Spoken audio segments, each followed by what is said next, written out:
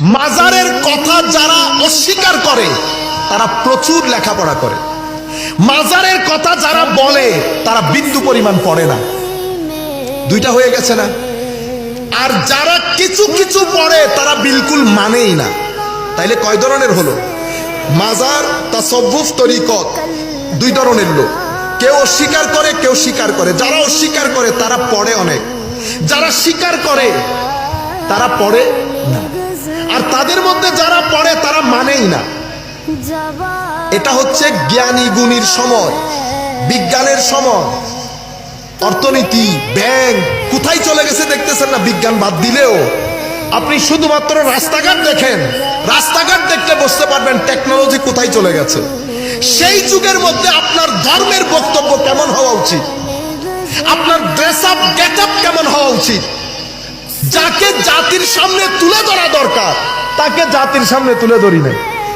আপনারা যাদেরকে বাতেল বলেন তারা যাদেরকে জাতির সামনে তুলে ধরেছে, তাদের ভাষা, কাপড় চুপড়। আপনারা বলতেছেন জাহেল মূর্খ। মানুষ কি বুঝবে কে জাহেল কে মূর্খ?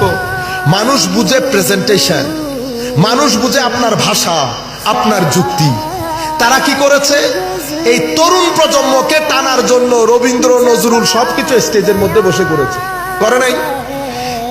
আপনি এমন ছেলেকে জাতির মধ্যে দেখিয়েছে টুসটাস। আমরা তো ইংরেজির প্রতি দুর্বল, টুসটাস ইংরেজি বলেছি।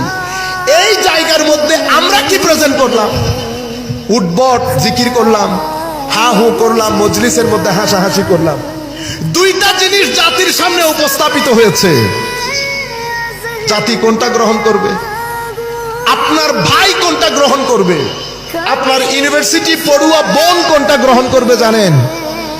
আপনি যদি উল্টা লটকেও যান আপনি গ্রহণযোগ্যতা পাবেন না, কেউ বিশ্বাসই করবে না আপনার পিছনে।